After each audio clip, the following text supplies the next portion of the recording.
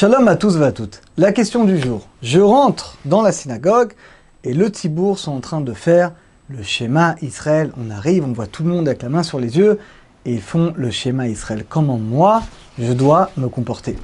Alors bien entendu, il y a deux cas de figure. Il y a le cas où j'ai déjà prié et le cas où je n'ai pas encore prié. Par exemple, vous êtes déjà fait vite. Vous arrivez dans la synagogue pour un cours, par exemple, et ils sont en train de faire vite et ils font le schéma. Vous avez déjà fait le schéma Israël. Comment vous devez vous comporter? Il y a un deuxième cas où vous êtes un petit peu en retard dans la prière, par exemple, soit dans Vite ou dans Shacharit, et donc vous n'êtes pas encore arrivé au schéma. Dans 30 secondes, une minute, vous allez arriver au schéma.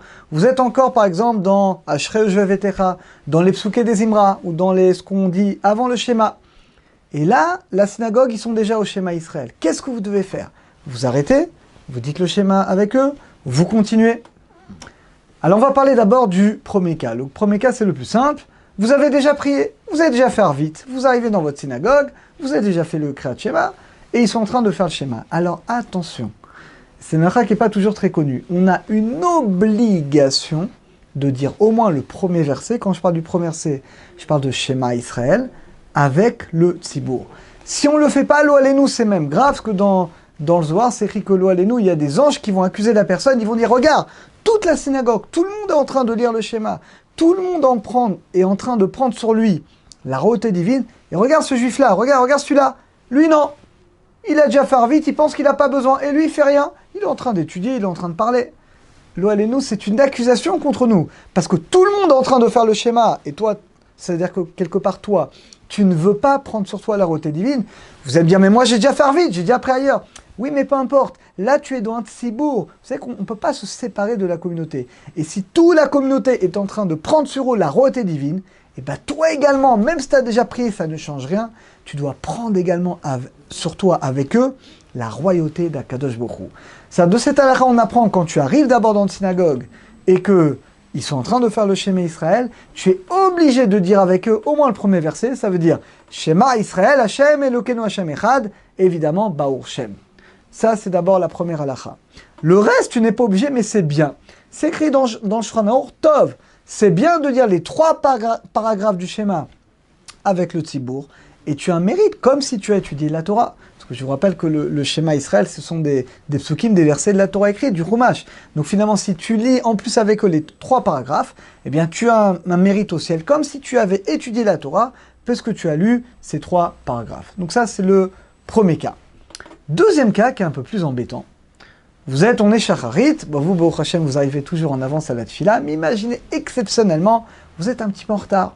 Vous êtes après Baruch Shamar, par exemple, vous êtes entre Baruch Shamar et Ishtabar, dans les Psuké des Imra, Ashrei Vetecha, Alléluia, et la synagogue, ils sont déjà, ou on va dire plutôt, vous êtes un petit peu en retard, eux, ils s'apprêtent à dire Shema Israël. Qu'est-ce que tu fais?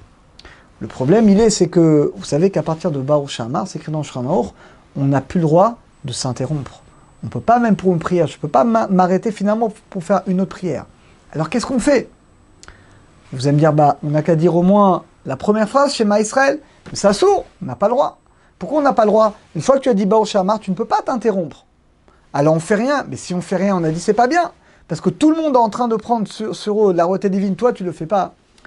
Alors dans ce cas-là, on va mettre la main, on va faire semblant, mais beaucoup plus que faire semblant, on va extérieurement faire le Kriyat Shema. Ça veut dire, je mets les mains comme ça sur les yeux, et je vais penser le schéma, donc je prends sur moi la royauté divine, mais sans prononcer les mots Shema Israël. Parce que j'ai pas le droit. J'ai déjà dit Baruch Shamar, et je n'ai pas le droit de dire quelque chose qui est en dehors du texte que je dois dire entre Baruch Shamar et Ishtabar. Donc dans ce cas-là, je m'arrête, je mets mes mains, je pense que je prends sur moi la royauté divine, mais par contre, je n'aurai pas le droit de dire les mots Shema Israël. Donc, résumé, c'est facile. Quand vous rentrez dans une synagogue et que le local est en train de faire le schéma Israël, et imaginez par exemple que vous avez déjà prié, ça ne change rien. Vous êtes obligé de dire le premier verset avec toute la synagogue. Shema Israël, Hashem Elokeinu Hashem Echad, Baruch Shem, parce que c'est l'acceptation de la royauté divine. Et si on ne le fait pas, c'est une faute. C'est comme si quelque part, on se sépare de la communauté. C'est comme si on ne souhaite pas, on ne veut pas recevoir la royauté divine. Deuxième halakha qui est plus embêtante, c'est quand vous êtes dans le minyan, mais vous êtes en retard. par exemple dans Shacharit, et vous êtes entre Bo Shamar et Ishtaba, vous êtes en train de rattraper, ou alors dans les brachot du Shema, et voilà que la synagogue s'apprête à faire Shema Israël. Alors attention, là également, tu es obligé de t'arrêter. Tu dois mettre les mains, mais tu ne prononceras pas les mots Shema Israël, parce que c'est un F-sec, c'est une interruption, mais tu mettras les mains, tu t'arrêtes, tu penses que tu prends sur toi la royauté divine, et une fois que tout le monde a terminé, toi également tu as terminé de penser le Shema Israël, dans ce cas-là, tu continues. Alors qu'on ait le mérite de faire cette grande mitzvah, de toujours prendre sur nous l'acceptation d'Akadosh Baruch Hu, de faire le Shema Israël avec joie et avec amour. Bezrat Hashem, à très bientôt à tous et à toutes.